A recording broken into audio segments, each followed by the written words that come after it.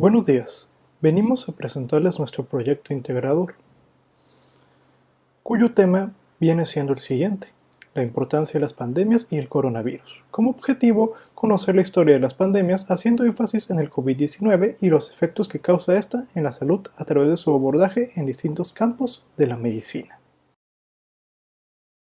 Buenos días, soy Ángel Jaime Valdés García. Voy a hablarles brevemente de la historia de cómo surgió el coronavirus. ¿Cómo surgió esto? En diciembre del 2019, la provincia de Wuhan, China, se convirtió en el epicentro de un brote de neumonía de causas desconocidas. Un grupo de pacientes se presentó a diferentes hospitales, con diagnóstico de neumonía etiológica no conocida.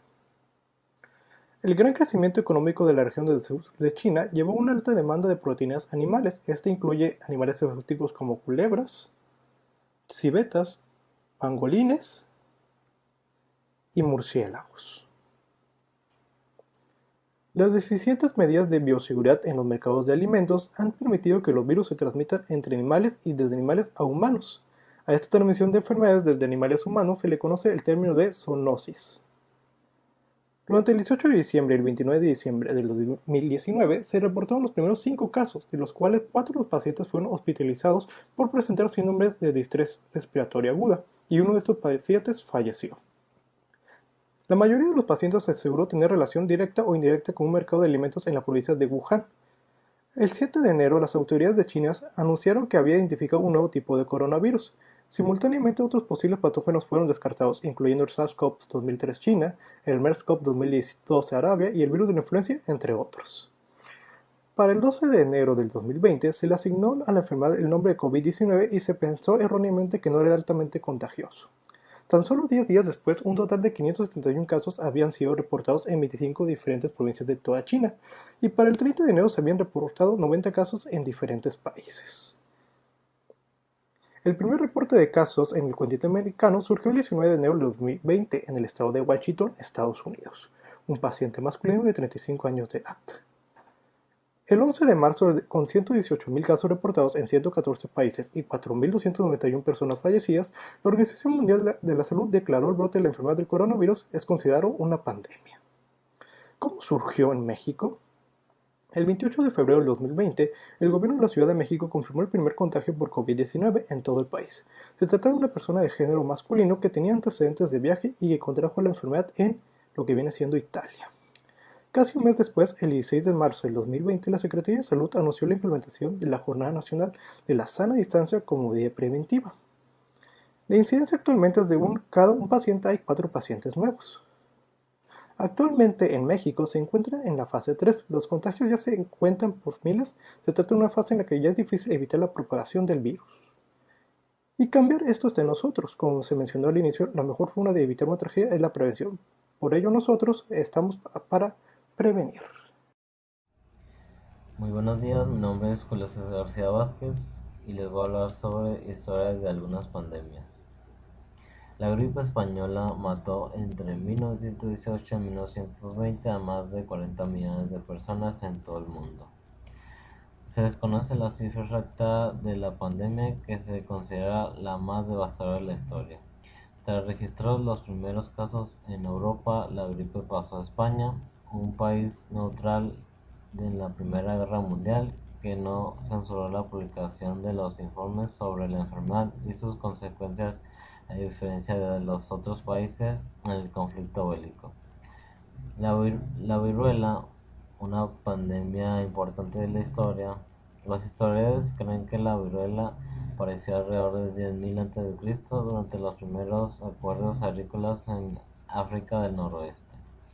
De ella se extendió a la India mediante comerciantes egipcios antiguos. Además, las observaciones de erupciones de la piel típica de las momias egipcias que se hicieron a partir de 1100 a 1580 d.C. Desde el punto de vista neurológico, el hallazgo más frecuente es la pérdida del sentido del olfato, lo que además puede producirse precozmente o la infección, y a veces en cuadros que cursan sin apenas complicaciones, típico de los niños y pacientes jóvenes, y es un signo de alarmante a tener en cuenta. El virus COVID-19 Puede penetrar en el sistema nervioso central a través de la placa cribriforme en el hueso etmoide, cerca del bulbo olfatorio, y afectar al cerebro por esta vía ya en etapas precoces de la infección. Parece que el virus aprovecha el lento movimiento de la circulación del sistema nervioso central para interaccionar con la proteína spike. Los pacientes graves comúnmente tienen síntomas neurológicos manifestados como enfermedades cerebrovasculares agudas, cefalea, deterioro del nivel de conciencia y síntomas del músculo esquelético. La afectación del sistema nervioso central tiene el potencial de causar edema cerebral y causar la muerte. Buen día, mi nombre es Jesús Munguía, un gusto saludarlos. Yo voy a hablar acerca de la histología del COVID-19. Primero que nada, debemos de saber que este tipo de enfermedad se presenta de diferentes maneras. Por obvias razones, cambia su histología. Este virus se expresa en varios órganos, incluidos los pulmones, el corazón, los riñones e intestino. Los receptores AC2 también se expresan por las células endoteliales. Hoy en día, la mayor cantidad de población estudiada en el mundo presenta un daño alveolar difuso, causante de la fatiga, el cual es muy frecuente en esta enfermedad, pero no en todos los casos. En los cambios morfológicos se identifica la dedonación epitelial de los bronquios, la pérdida de cilos y la metaplasia escamosa. En una cantidad de población baja se observa un infiltrado de células grandes con un aumento pronunciado de los macrófagos en los alveolos y en el intersticio de los pulmones. Por conclusión, el SARS se asocia a una proliferación de células endoteliales y a un aumento de los macrófagos en los pulmones. La presencia de la hemofagocitosis demuestra la dificultad que puede presentar la alteración de la citoquina. Muchas gracias. Muy buenos días, yo soy José Miguel Urquijo García y les voy a hablar de la anatomía humana sobre las afectaciones del COVID-19.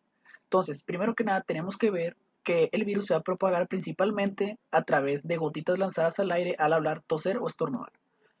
Entonces, la gente sus cavidades las tocará con las manos, luego las llevará a la nariz, bocas y ojos. Esas partículas de coronavirus luego entrar del cuerpo rápidamente los senos nasales y membranas mucosas de la garganta provocará un material genético de células humanas, ya que esto va a presentar dolor de garganta, pérdida de olfato y del gusto. Entonces, van a llegar a los bronquios ya que la membrana mucosa se recubre en su parte inferior se inflamará. Esta inflamación puede dañar a los saquitos de los alvéolos que van a ser principalmente en los pulmones y provocará neumonía. Y otros órganos que son afectados es el hígado, corazón, riñones, etc. Y sobre su importancia de la embriología, tenemos que los lineamientos aún no se han confirmado la transmisión directa en los recién nacidos de madre a neonato. Entonces, además de seguir las medidas de sana distancia y de higiene, prestar atención a los siguientes signos de alarma: sangrado vaginal, dolor de cabeza intenso, visión borrosa, zumbido de oídos, hinchazón de cara, dolor en boca del estómago, fiebre, etc. Entonces, las embarazadas no parecen más susceptibles de infectarse y manifiestan la enfermedad de manera muy variable, lo que en este caso es muy importante observar los diferentes tipos de signos y síntomas para que la mujer sepa qué problema tiene.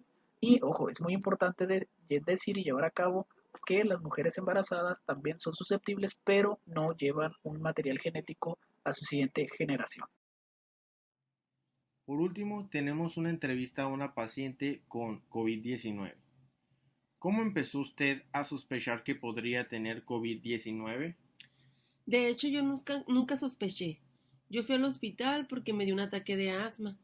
Soy asmática y como tenía un poco de fiebre, me hicieron la prueba del COVID y me mandaron a casa. Después de tranquilizar mi asma y ya después de 5 días, me llamaron diciéndome que había salido positiva al virus de COVID. Los primeros síntomas que empezó a tener. Pues asma y un poco de fiebre. ¿A los cuántos días acudió al servicio médico? Como a los 4 días, ya que yo tomo medicamento y se me controla, tomo Montelukast y disparos de paracetamol y pues viendo que no se me calmaba, acudí al servicio médico. ¿En qué suele trabajar usted? Yo soy asistente de la Secretaría de Economía de Sonora. ¿Algún otro familiar está infectado? Sí, mi esposo. Algo muy curioso que a él le dieron los síntomas después de que me dijeran que era positivo al virus. ¿Usted qué opina sobre los pasos a seguir para no contagiarse de COVID-19? Muy importantes, ya que es la única forma de evitarlo. No tenemos de otra realmente. ¿Ha guardado sana distancia con su familia? Por supuesto, no he visto a mis hijos hace como 3 semanas. Me refiero en persona, solo por videollamada y extraño mucho a mi familia. ¿Cuál ha sido la experiencia con su familia? Un tanto extraña. Jamás pensamos en estar separados tanto tiempo. Es más, nunca pensamos en estar separados. Y es frustrante ya que a mis hijos son niños y todas las noches lloran por nosotros. Usted como padre de familia, ¿cuál ha sido el mayor reto con sus hijos? El estar separado de ellos, no poder abrazarlos,